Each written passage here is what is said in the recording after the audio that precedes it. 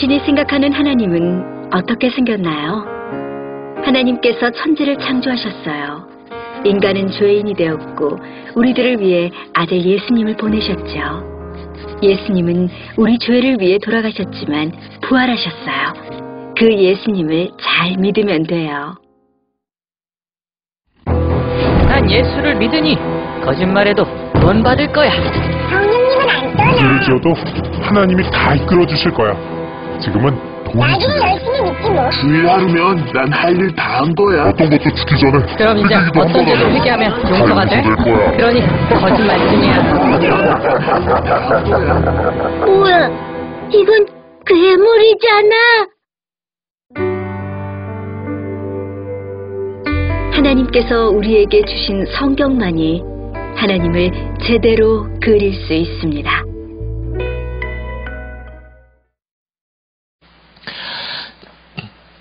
오늘은 성령의 역사에 대해서 말씀을 좀 나누겠습니다. 그동안 여러 번 비슷한 말씀을 여기저기서 여러분도 들으셨고 저도 나누긴 했습니다만 우리가 예수 그리스도 안에서 우리가 영적으로 성장하는데 그 모든 일을 이루시는 분이 성령님이십니다. 그동안 여러 주제를 말씀을 드렸지만 그 모든 것을 이루어 가시는 분은 지금 우리와 함께 계시고 또 우리에게 역사하시는 성령님이십니다. 여러분 내일도 이 자리에서 모입니다만 우리 송기철 장로님 치유 집회에 참석하신 분 해보신 분 있나요? 지난 월요일에 그리고 그 지난번 수요일에 우리 교회에서 자체적인 집회를 했었죠. 그때 성령 안에서 쓰러짐이라고 하는 현상이 나타났습니다. 아마 여러분 중에는 처음 보신 분도 계실 거고 또는 다른 데서 이미 그런 경험을 해보셨거나 또는 보신 분도 있을지도 모르겠어요. 네, 이렇게 기도할 때 사람이 그냥 그 자리에서 이렇게 쓰러지는 현상, 성령 안에 쓰러지는 현상이 나타나서 좀 이상한 집회가 아닌가 하는 반응이 있어요. 교회 게시판에도 분이 그런 글을 올렸다가 나중에는 이제 본인이 그 글을 다 지워버리시긴 했습니다만 논란이 있을 수 있는 일이라고 생각이 듭니다. 성령 안에서 이렇게 쓰러지는 현상들 이걸 어떻게 받아들여야 되나. 근데 저 개인적으로는 더 난감해요. 작년 10월에 제가 한 달 동안 수술과 요양 기간을 가지는 일이 있었습니다. 그때 그냥 단순히 수술만 한 게 아니고 하나님께서 저에게 아주 굉장히 중요한 것을 뭔가 새롭게 하시는 그런 기간이라는 느낌을 받았어요. 하나님이 나를 꼼짝없이 묶으시고 나를 다루시는구나 하는 것을 느꼈습니다.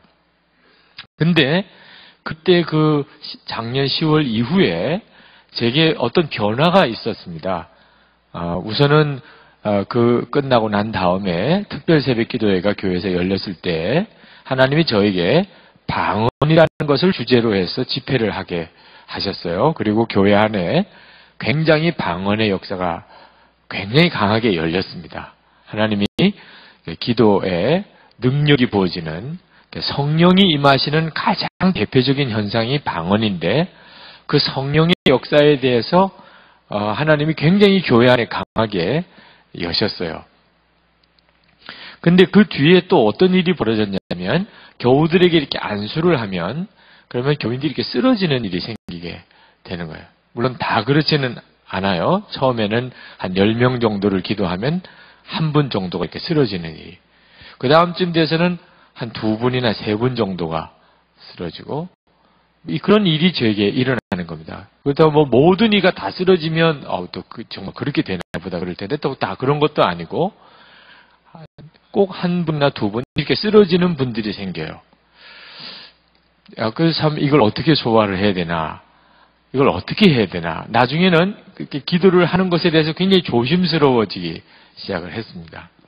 그러다가 이제 교회에서 송기철 장로님 집회까지 이렇게 열리면서 아주 손 장로님의 집회 중에는 이제 거의 대부분이 쓰러지는 일들이 벌어지는 일이 교회 안에 일어나면서 이걸 어떻게 소화를 해야 되나.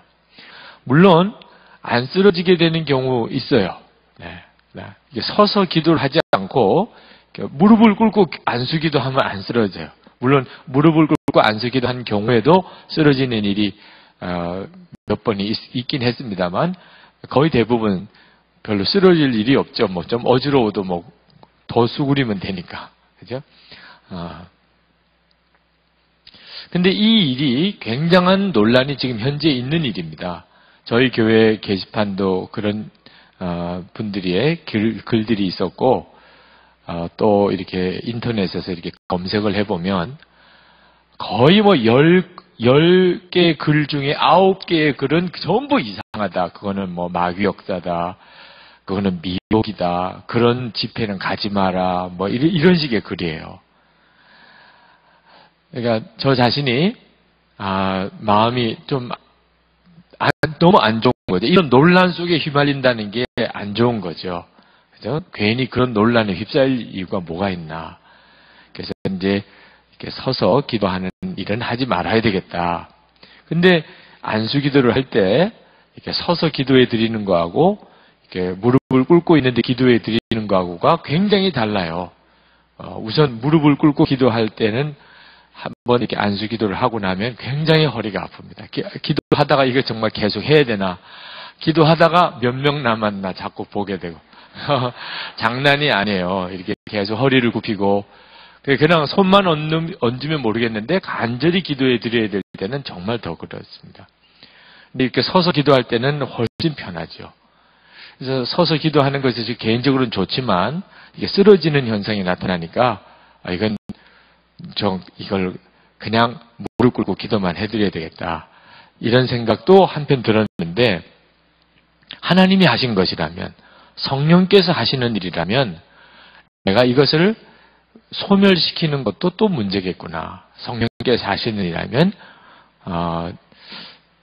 이 일을 아예 정말 전공법으로 처리를 하는 수가 더 옳은 거 아닌가. 성도들에게 이 일에 대해서 제대로 가르치고 혹시 논란이 있을 수 있지만 나중에 열매로 하나님이 분별해 주시기를 원해서 성령의 역사하심에 대해서 더 분명하게 좀 나가야 하지 않겠나. 하나님이 그렇게 인도하시는 거 아닌가 하는 마음이 들었어요. 이제 우리 송기절 장로님의 집회까지 우리 교회에서 열리게 되다 보니까 여러분들 중에도 그런 논란에 대해서 이런저런 이야기가 있을 수도 있겠기 때문에 오늘 성령에 대해서 주제로 설교를 해야 되는 시간이기에 여러분에게도 그 문제에 대한 말씀을 좀 드리는 것이 좋겠다는 생각이 듭니다. 이번 동계수련회 때도 정말 기도를 해야 되나 말아야 되나 하는 문제가 좀 갈등이었어요. 근데 이제 마지막 설교를 끝내고 하나님께서 기도를 하게 하시는 마음이 있었어요. 아예 그런 준비를 했었다면 우리 김은양 전도사님하고 이제 우리 다 사역자들하고 좀 그렇게 준비를 하고 기도를 했을 텐데 전혀 그럴 준비 없이 그냥 기도를 들어갔기 때문에 이번에도 기도하는 중에 정말 한 10명 중에 1명 정도쯤 이렇게 쓰러지는 일이 있었는데 근데 때와 좀 다른 것은 훨씬 하나님이 강하게 역사를 하시는 것을 느꼈어요. 청년들 중에는 이제 성령께서 이렇게 임하시는 것이 이렇게 느껴질 때 온몸의 힘이 쫙 빠지죠. 그러면서 근데 이게 넘어지는 게 너무 당황스러우니까 안 넘어지려고 막 발버둥을 치는 사람이 넘어지지 말아야 돼. 이렇게 왜 이러지 내가 이러시는 분들도 있더라. 기도를 이렇게 하는데 벌써 주님이 임하시고 만지시는데도 본인이 그냥 이렇게 쓰러지는 현상 자체를 감당을 잘 못하겠기 때문에 그런 분도 계시고 또 이렇게 기도를 해드릴 때 막 자기 기도를 열심히 하는 경우 그런 경우에 성령이 임하시고 터치하시는 경험을 본인이 얻지 못해요. 제가 미리 그 일에 대해서 설명을 드리지 않았기 때문에 본인이 그러기도 했지만 그래서 막 기도를 열심히 하시는 분들을 위해서 기도할 때는 그런 일들이 별로 안 나타나는데 정말 주님을 정말 사모하고 오직 주님만 바라보는 가운데 있는 분들은 성령이 정말 놀랍게 임하시는 경험을 하는 일들을 경험을 했어요. 그리고 이제 이번 금요일에 우리 어른들 금요 심야 기도회 때 우리 어른들에게도 그 말씀을 드려야 우리 교우들에게 이제 월요일 치유 집회가 또 이렇게 있기 때문에 자, 이런 일이 있을 때 우리 교우들에게 이제는 어쩔 수 없이 말씀을 드려야 하는 수밖에 없겠다. 그래서 이제 금요 심야 기도회 때 설교를 끝내고 말씀을 드려야 되겠다. 그래서 조금 설 시간이 길어졌습니다. 성령님께서 이렇게 쓰러뜨리게 하는 성령이 임하시는 체험을 하게 되는 경우죠. 설명을 좀 드리고 혹시 그런 일이 있을 때 너무 이상하게 생각하지 말고 성령이 역사하시면 맡겨보세요. 이렇게 권했어요. 그리고 이제 기도를 다시 시작을 했는데 거의 10분 중에 한 8분 정도가 성령의 만지시는, 성령이 임하시는 체험을 지난 금요일 날 했어요. 전에는 한 분 정도, 2분 정도 그렇더니 이번에는 한 10분 중에 한 8분 정도가 성령이 임하시는 체험을 하게 됐습니다. 이렇게 성령께서 터치하시고 성령이 임하시는 것이 도대체 뭔가? 도대체 이런 현상을 어떻게 받아들여야 되나? 이걸 더 추구해야 되나? 아니면 이제 그런 것에 대해서는 거부해야 되나? 지금 현재 한국교회 신학적인 정서 중에 이런 일들에 대해서 아주 극단적인 정죄하는 분위기가 있어요. 소위 아주 말씀 정통 뭐 이런 걸 강조하는 말씀 중심 또는 뭐 신앙, 아주 우리는 정통 신앙, 뭐 장로교 쪽에 가깝지만 아주 보수적인 그런 교단에서는 성령의 역사에 대해서 극단적인 거부감을 가지시는 분들이 계시고, 이런 분들 중에 사명감을 가지고 이런 문제에 대해서 아주 굉장히 강한 목소리를 내시는데 거의 무서울 정도의 정죄를 해요. 그건 마귀 역사다, 귀신의 역사다, 뭐 이렇게 정죄를 해요. 그래서 아마 여러분들 중에도 그런 점 때문에 혼란한 분이 있을 수도 있겠어요. 그러나 여러분이 쉽게 이해하기 위해서 말씀을 드리면, 이 성령 안에서 이렇게 쓰러지는 현상이 방언을 하는 것과 거의 비슷해요. 여러분, 방언도 말입니다. 실제로 방언을 체험해 본 사람과 이 방언 현상을 그냥 옆에서만 보는 것하고는 정말 다르고 이해할 수도 받아들이기도 어려워요. 이게 누가 이렇게 방언을 하는 것을 내가 방언을 하지 않은 사람의 입장에서 그걸 들어보면 정말 이상한 사람이에요. 아주 이 사람이 멀쩡하고 괜찮은 사람이 아주 기도할 때 보면 아주 사람이 영 이상한 사람이에요. 어떻게 저 사람 좀 이상하게 되나 봐. 그러니까 방언으로 기도하면 처음에는 용납이 잘 안 돼요. 아이고, 알아들을 수 있는 말로 하지. 뭐 사람이 영 이상해진 것처럼. 그래서 사람이 이상해졌나 싶은데 방언이 끝나고 보면 또 정상으로 돌아와 있고, 그리고는 뭐 본인은 더 충만해져 있고, 이게 참 이걸 뭘 어떻게 받아들여야 될지. 그렇죠? 근데 본인이 방언을 체험해 보면 이게 절대로 이상해지는 게 아니라는 걸 알게 됩니다. 영적으로 너무나 충만해지고 성령이 임하시고 나를 쓰시는 것을 알게 돼요. 방언으로 기도하는데 나도 못 알아듣는 기도를 하는 것 같은데도 속은 불이 되고, 그리고 뭔지 모르는 애통함이 내게 일어나고, 그리고 기도가 힘을 얻고, 그리고 방언 기도가 끝나고 나면 내가 신앙생활, 가정생활, 직장생활 또는 인간관계 모든 것이 전혀 새로운 눈으로 보여지고, 그래서 방언을 하기를 권하는 거죠. 방언으로 기도하시라고. 그걸 기도의 능력이라고 말하는, 기도의 능력, 영으로 하는 기도라 이렇게 말해서 방언을 권하죠. 성령에 쓰러지는 체험도 똑같아요. 저도 성령 안에서 이렇게 쓰러지는 체험을 할 때 그 전까지는 성령 안에 쓰러지는 것이 그게 뭘까 싶었는데, 성령 안에서 이렇게 쓰러지는 체험을 했을 때 그때 너무나 놀라운 평안이 있어요. 성령의 임하심을 체험하는 거죠. 내 몸에 모든 힘이 다 빠지는 거예요.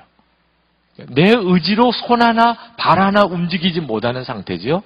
그래서 성령께서 임하시는 순간에 사람이 그냥 이렇게 일자로 서 있는 상태에서 뒤로 넘어져요. 그러니까 그 순간에 그것을 의식하게 되면 금방 이제 뒷걸음질 하게 되죠. 내가 쓰러진다고 생각할 때. 그래서 성령께서 이렇게 역사를 하시게 될 때 준비해야 되겠다고 싶은 것이, 그냥 넘어졌다가는 굉장히 다칠 수도 있으니까 사람이 그냥. 그래서 뒤에서 누군가가 도와줘야 할 필요가. 그래서 이렇게 성령의 만지심으로 쓰러지는 일이 생기면 받쳐주고 잘 눕게 해주고, 또 여자분일 경우에는 그러면 덮을 것도 이렇게 드리고, 그래서 이렇게 성령에 넘어지는 체험을 한 경우가 뭐냐면, 성령이 내게 임하시는, 방언을 할 때 내 혀가 내 의지대로 움직이지 않고 성령께서 역사하신 것과 똑같은 것을 몸으로 경험하는 거죠. 그때 성령의 임재하심에 대해 정확한 경험을 하게 된 거죠. 이게 쓰러지는 현상이 세 가지가 있어요, 성경에. 성경의 근거에서 세 가지가 나타나는데, 하나는 안식과 평안이, 성령의 안식과 평안이 임하면서 사람이 힘이 다 빠져서 낙엽처럼 아주 부드럽게 넘어지는 일. 부드럽게 넘어지는 일. 이게 그런 경우가 있고, 또 하나는 성령의 능력이 굉장히 강하게 임하면서 순간적으로 확 쓰러져 버리는 거예요. 그러니까 누가 마치 강한 힘으로 나를 밀쳐버린 것처럼 이게 쓰러져 버리는 거죠. 그 한 사람뿐만 아니고 여러 사람이 동시에 이렇게 쓰러지는 일들이 나타납니다.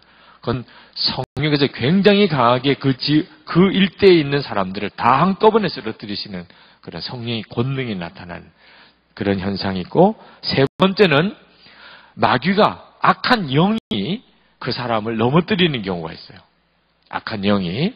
그래서 성경도 읽어보면 악한 마귀가, 귀신이 들려서 사람을 불 속에도 넘어뜨리고 뭐 이랬다는 성경 구절이 있죠. 그러니까 악한 영이 사람을 넘어뜨리는 일이 있어요.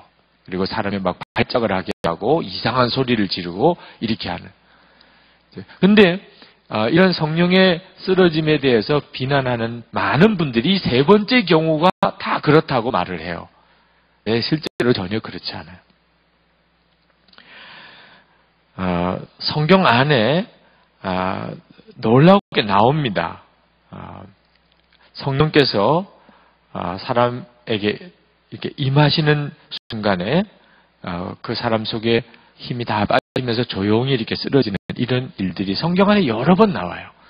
어떤 분은 이제 그렇게 쓰러지는 일이 생겼을 때 주변의 의식에서는 금방 툴툴 털어 일어나는 분도 계신데 꼭 그럴 필요도 없고, 성령께서 자기의 역사하시고 말씀하시고, 그리고 또 성령의 임하심 자체를 좀 조용히 누리는 일도 필요해요.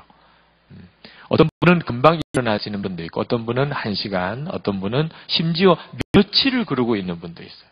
성령의 임하심과 입신 상태까지 들어가는. 네. 이런 일이 생길 때, 이렇게 성령의 임하심이 시간이 오래될 때, 그때 그 사람의 삶과 사역에 엄청난 변화가 일어나는 일이 많습니다. 성령의 기름 부음이 그 가운데 나타나서 인생도 사역도 완전히 달라지는 일이 있어요. 성경에 어떤 경우가 그런 일이 있나, 혹시 여러분 관심이 있는 분들은 다니엘서 8장을 한번 보세요. 다니엘서 8장 17절, 18절 읽어보면, 가브리엘 천사를 다니엘이 만날 때, 그때 이 다니엘이 엎드러지고, 그리고 까무러친다. 땅바닥에 엎드러진 채 까무러치는 이런 표현이 나옵니다. 다니엘이 가브리엘 천사를 만날 때 그가 완전히 땅바닥에 쓰러져 버려요. 그 다음에 다니엘 10장 8절 9절에 보면 다니엘이 또 하나님의 영의 임재를 경험할 때 그때 맥이 빠져 꼼짝할 수 없게 되는 상태가 됐다고 말이 나와요. 그가 하나님의 음성을 듣고 정신을 잃고 땅바닥에 쓰러졌다고 다니엘서 10장 9절에 공동번역으로 읽으면 그렇게 나옵니다. 그만 정신을 잃고 땅에 쓰러졌다. 그러니까 다니엘이 하나님을 체험할 때 그때 다니엘이 쓰러집니다. 사도 바울이 회심할 때도 사도행전 9장 3절 4절에 보면 그때 하늘에서 빛이 사울에게 비추면서 사울이 땅에 쓰러집니다. 그죠? 그리고 예수를 잡으러 온 군사들이 예수님을 잡으러 왔을 때 겟세마네 동산에서 그때 예수님이 나다 하고 너희들 누구를 잡으러 왔느냐? 예수를 잡으러 왔다 그러니까 예수님이 나다 하고 이렇게 딱 나서는 순간에 그 군사들이 다 일시에 땅에 쓰러졌다고 거기에 나오죠. 무덤을 지키던 파수꾼들이 마태복음 28장 4절에 보면 죽은 사람처럼 겁에 질려서 땅바닥에 엎어졌다고 그렇게 나옵니다. 밤모섬에 요한 사도가 거기서 예수님을 그가 만날 때 요한계시록 1장 17절에 보면 그가 주님을 뵙자마자 죽은 사람처럼 그분의 발 앞에 쓰러졌습니다. 그러니까 사도 요한이 주님을 만날 때 그가 쓰러집니다. 이런 하나님의 영광이 임하고 성령이 임하는 순간에 그것을 견디지 못해서 이렇게 사람이 이렇게 쓰러지는 일이 성경에 나와요. 그리고 웨슬레 목사님이 일기를 쓰셨는데 그 웨슬레 목사님의 일기 속에 웨슬레 목사님에게 성령님이 굉장히 강하게 임하시고 그리고 이제 영국에 부흥이 일어나죠. 그리고 감리교회가 생깁니다. 그러니까 우리 감리교회의 전통은 요한 웨슬레 목사님에게로 이어지는데 그 웨슬레 목사님이 1738년 5월에 회심을 합니다. 그 회심은 예수님을 구주로 영접하는 회심이에요.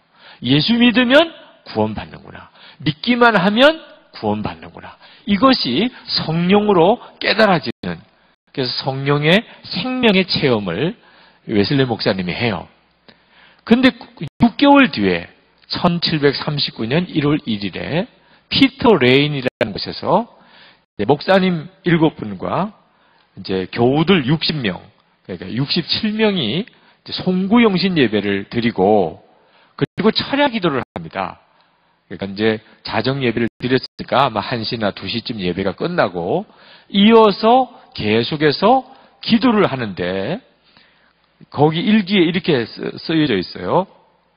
많은 사람들은 너무나 기뻐서 울었습니다. 그리고 많은 사람들은 마루 바닥에 쓰러졌습니다. 같이 이렇게 기도하다가 갑자기 그들이 땅바닥에 다 쓰러지는 일이 생겼어요. 피터 레인에서의 웨슬레 목사님의 체험이고, 그리고 1월에 그런 체험이 있었고 4월 26일에 런던에 있는 뉴게이트 감옥교회, 교도소에 있는 교회죠. 거기서 이제 웨슬레 목사님이 이제 설교를 하게 돼, 집회를 하는데 웨슬레 목사님 마음이 너무 답답해요. 예수님이 우리를 위해서 십자가에 죽으시고 누구든지 그것을 믿기만 하면 속죄함을 받고 하나님의 자녀가 되는 이 생명의 복음을 전하는 거예요. 근데 하나님, 제가 전하는 말씀이 진실이면 지체 마시고 표적을 보여주시옵소서. 너무 답답해서 그 교도소에 있는 죄수들을 향하여 복음을 전하는데 그들이 잘 안 받아들여요.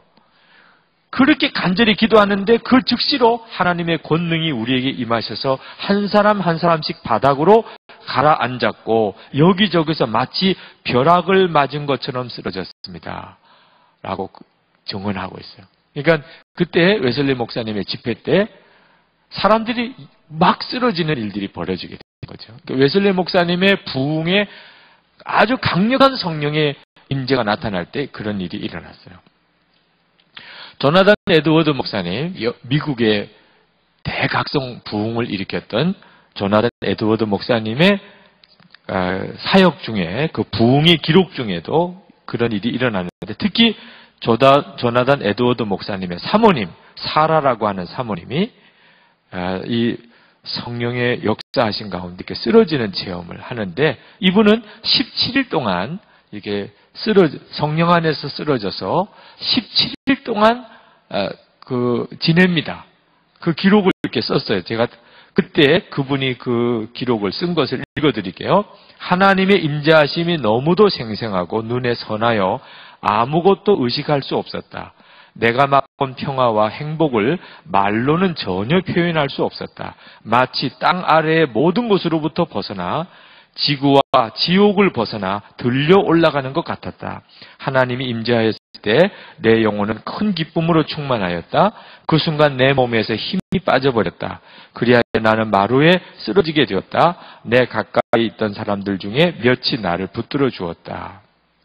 우리는 예배가 끝난 다음 약 3시간 동안 예배당에 남아 있었다. 그 시간 대부분 동안 나의 육체의 힘은 압도를 당했고 나는 하나님의 큰 자비를 묵상하며 나는 마음을 흥분시키는 기쁨과 감사를 가지고 매우 진지하게 옆에 있는 사람들과 대화를 나누었다.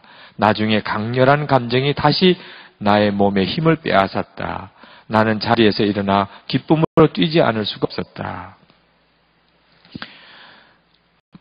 조나단 에드워드 목사님이 쓰신 책, 오늘날 뉴 잉글랜드에서 일어나고 있는 신앙 부흥에 대한 고찰이라고 하는 책 속에 그 사모님에 대한 이야기를 쭉 쓰고 있는데, 거기도 보면 성령이 임하시면서 쓰러지고 그런 성령의 체험을 하는 기록이 나와요.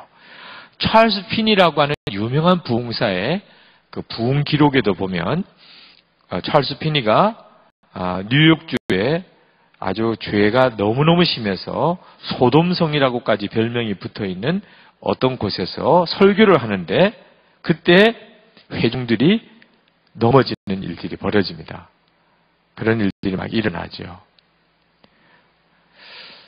자, 제가 그 내용에 대한 내용을 지금 이 시간 다 읽어드리기도 좀 어려울 정도로 시간적인 제한이 있는데, 자, 이렇게 성령께서 임하시는 체험을 하게 될 경우, 방언의 체험도 마찬가지고요. 성령님께 쓰러지게 되어지는 일에 대한 체험도, 그 체험을 막 강구할 필요는 없지만 하나님께서 그런 역사로 여러분에게 임하실 때는 또 굳이 막 거부할 것도 없다는 겁니다. 주님이 우리에게 말씀하신 것이 오늘 사도행전 1장 4절부터 8절까지의 제자들에게 분명히 말씀하시기를, 너희가 아직은 사역을 하지 마라. 언제까지? 성령이 너희에게 임할 때. 성령 세례라고 그랬는데 성령이 너희에게 임할 때까지 라고 이렇게 말씀하셨어요. 그러면 너희가 권능을 받을 것이고 그 다음에 너희들이 내 증인이 될 것이라. 주님이 이렇게 말씀을 하셨는데, 여러분이 이제 예수 그리스도 안에서 여러분이 영적으로 성장하는 과정에서 이렇게 성령이 임하는 체험이 너무너무 중요해요. 물론 실제로 이런 역사들이 나타나게 되니까 이거 굉장히 조심할 일이라는 생각이 들어요. 어떤 점에서 그런가? 실제로 이렇게 누구를 위해서 기도를 하는데 그분이 이렇게 쓰러지는 일이 생겨요. 여러분, 제 안에 이게 어떻게 된 일이냐? 물론 하나님 앞에 그 전에 하나님, 제가 성령의 역사를 더욱 얻기를 원합니다. 성령의 능력을 하나님 제게 부어주시옵소서. 이런 기도를 했어요. 그죠? 다 여러분들도 그렇게 기도하고 목사님들은 더 말할 것도 없죠. 그런데 막상 그런 일이 일어나게 되니까 이것이 나를 드러내려고 하는 도구가 될 수 있는 위험성이 있다는 거예요. 그런 사역 자체가. 그래서 여러분들이 이제 이런 일들이 벌어지는 집회를 참석하거나 이런 일이 있을 때 그 집회를 이끌어가는 바로 그 사역자가 영적으로 교만하고 자기를 드러내기를 좋아하고 그런 일들을, 성령의 역사를 다른 용도로 쓰려고 하거나 과시하려고 하거나 이런 의도가 있는 경우에는 조심해야 합니다. 그건 하나님께서 하시려고 하는 것을 심각하게 왜곡시킬 수가 있고 나중에는 이제 거짓되게 막 하게 될 때도 있어요. 예를 들면 밀쳐버리는 일도 있다는 거예요. 넘어져 그러면서 이렇게 정말 그런 일도 그런 유혹이 있을 수. 왜? 넘어져야 하니까. 넘어지고 안 넘어지고는 성령께서 하실 일이에요. 그를 성령께서 임하셔서 그를 넘어지게 하는 일을 하든지 안 하든지는 성령께서 하실 일이지 내가 할 일이 아닌 거죠. 저는 그저 오직 성령님 저에게 임해 주시옵소서라고 그의 머리에 손을 얹거나 손을 잡고 기도할 뿐이에요. 그러면 성령께서 그에게 하시는 거죠. 어떤 사람에게는 아주 강하게 할 수도 있고 어떤 사람에게는 그렇게 안 하는 경우도 있는데, 제가 실제로 기도를 이렇게 해보니까 정말 기도를 받는 분이 정말 주님만을 온전히 마음으로 묵상하고, 주님, 제가 주님만을 원합니다. 제가 이 시간 주님이 내게 임하기를 원합니다. 라고 이렇게 마음에 주님을 사모하면서 기도를 받으시는 분들은 거의 대부분 성령의 임하심을 그대로 경험해요. 구하는 자에게 성령을 주시지 않겠느냐 한 그대로예요. 근데 이제 본인의 마음에 막 다른 기도가 있어요. 주님, 뭐, 병을 고쳐주십시오. 뭐, 주님, 뭐, 해결해 주십시오. 뭐, 고빈 돌려신고 받는 거 떠다시 돌려신게 해달라고. 하여튼 여러분 나름대로 마음에 무언가가 막 소원이 있는 분들이 막 기도를 하는 중에는 제가 그를 더 이상 도와드릴 수가 없어요. 그냥 그의 기도를 하나님이 들어주시기를 기도하는 수밖에는 없어요. 네, 그렇게 넘어가죠. 여러분 영적인 교만이 있을 수 있고 또 미혹도 있을 수 있고 그것을 막 과장하고 드러내려고 하는 일이 있을 수 있다는 것을 여러분도 분명히 알아야 돼요. 그래서 하나님의 역사하심에 대해서는 거부할 필요가 없지만 이런 미혹도 얼마든지 가능하다는 것을 생각하고 조심해야 할 것은 분명하다는 거예요. 조심해야 합니다.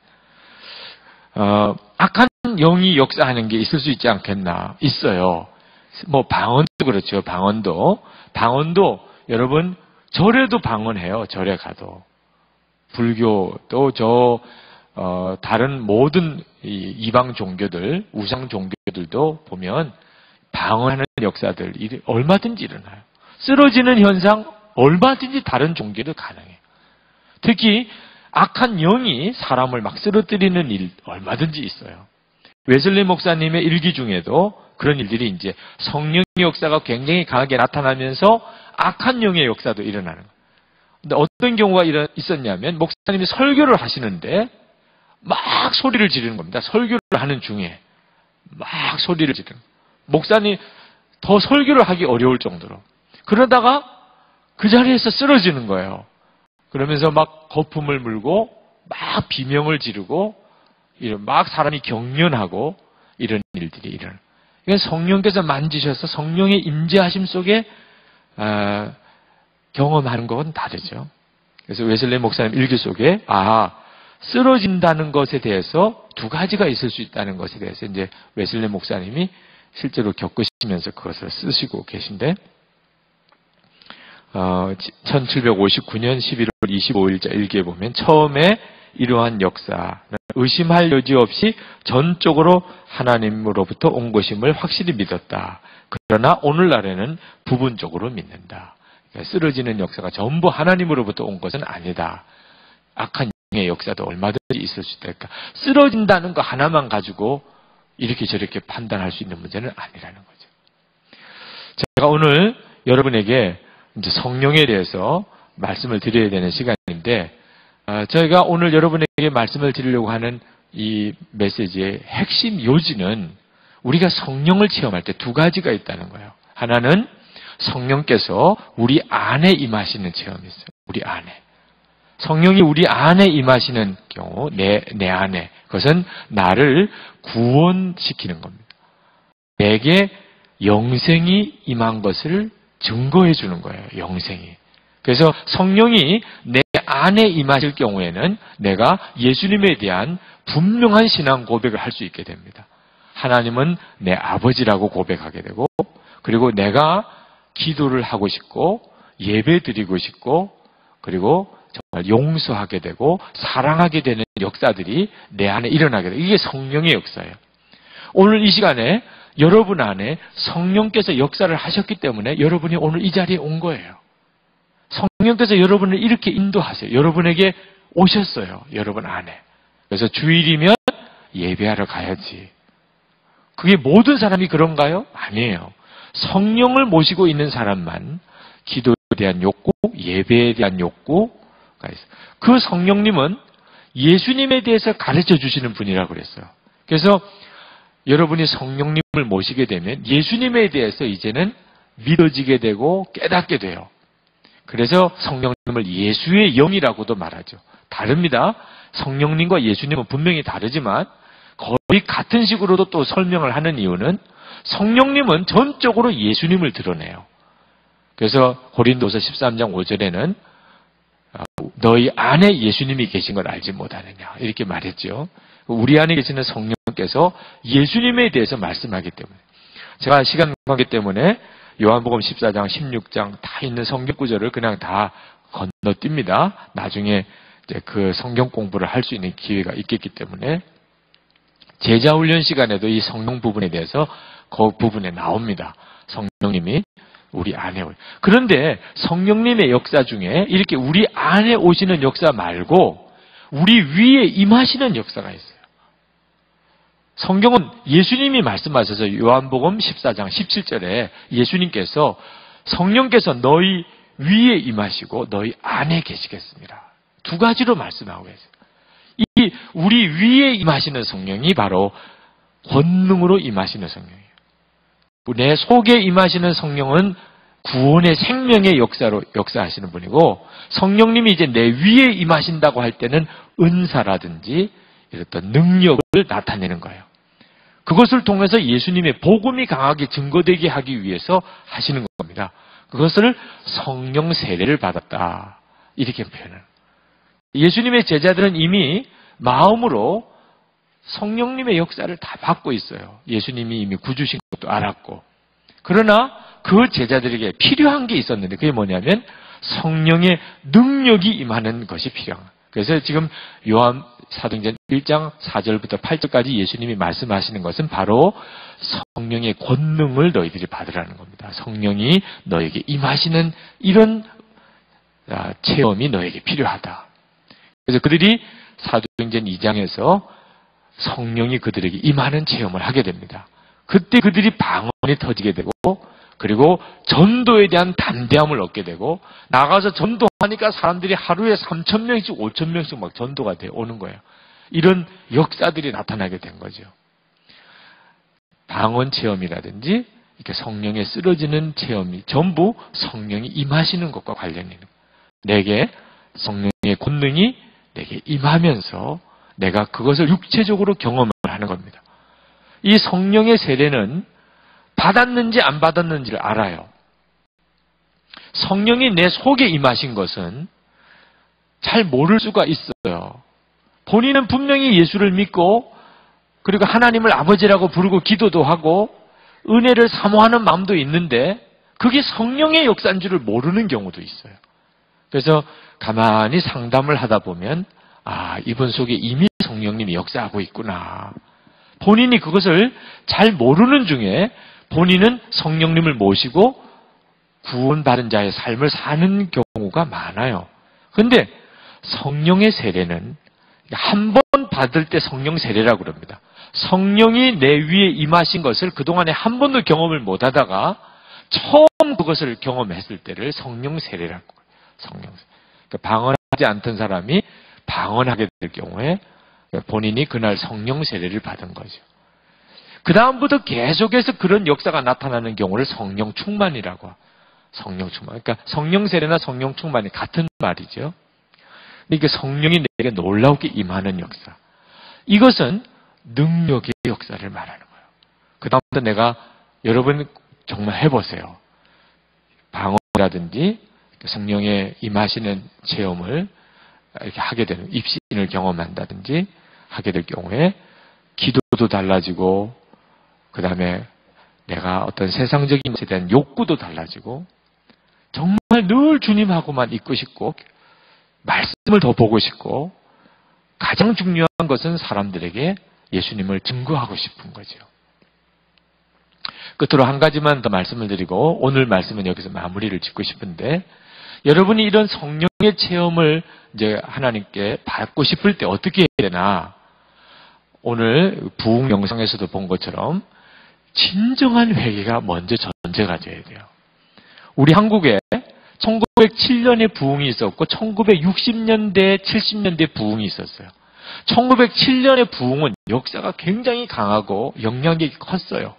그런데 1960년대에도 한국교회 부흥이 막 일어났는데 그래서 교회도 굉장히 부흥했죠. 그런데 비교를 해보는 기독교 학자들이 1907년의 역사는 전적으로 회개가 중심이 되는 역사였고 1960년, 70년대는 영적인 체험을 사모하는 그런 부흥이었어요.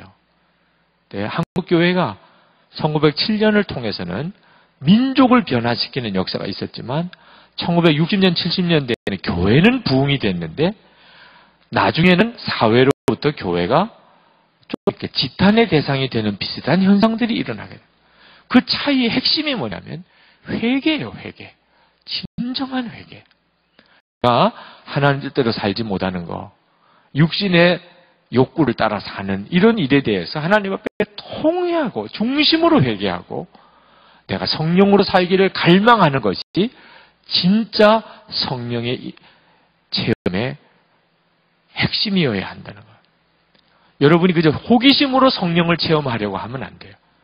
쓰러지는 게 뭐야? 나도 한번 받아보면 좋겠네? 이런 정도쯤의 관심은 혹시 그런 일이 일어난다 할지라도 그의 인생을 바꾸지 못해요. 여러분이 하나님은 진짜 살아계시구나. 성령님은 정말 내게 역사하시는구나. 그렇다면 내가 더 이상 육신적인 것에 얽매여 살지 말아야지. 이제는 진짜 성령으로 살아야지.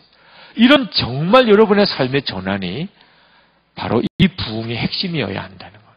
그 다음에 또 하나, 믿음으로 그 다음에 체험이 온다는 거예요. 성령이 역사하실 때 항상 먼저 믿고 그 다음에 체험이 와요. 많은 사람은 체험을 먼저 하고 믿으려고 합니다. 그게 쉽지요. 정상적인 것 같고. 체험이 왔으니 뭐 믿고 말 것도 없어요.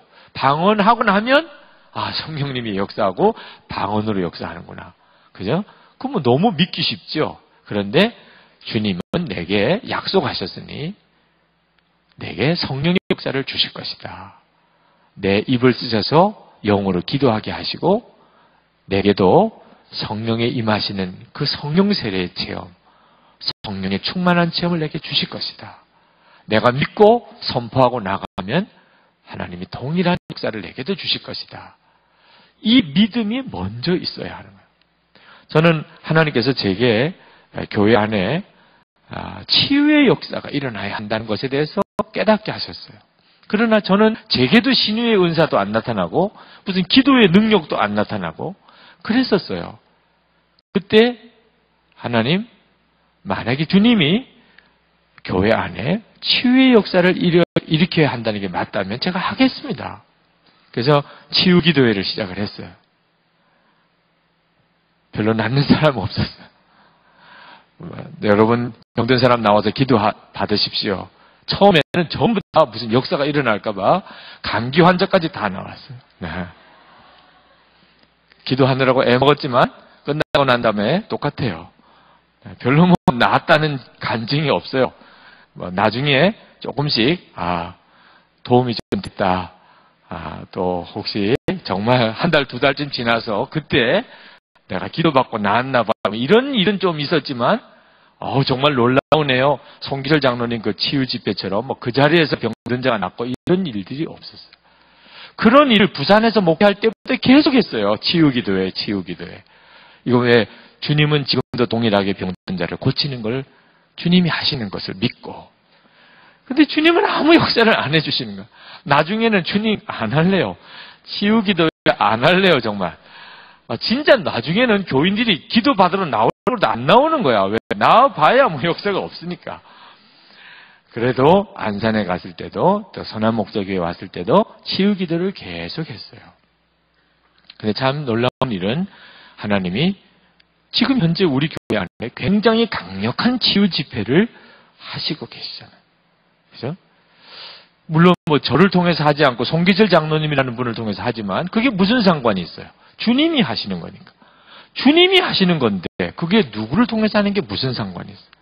근데 또 그런 일의 과정에서 하나님께서 기도의 능력을 나타내시고 하시는 일을 또 행하세요. 성령의 기름 부음의 역사를 일으키세요. 깨닫게 하신 것이 먼저 믿고 나가는 일이 굉장히 어려워요. 주님이 하실 것이라 진짜 믿고 나간다는 일이 굉장히 어렵지만 그렇게 하는 사람을 통해서 주님은 일하시는 거예요. 믿는 이들을 성령님은 내게 역사하신다. 여러분 정말 믿으세요.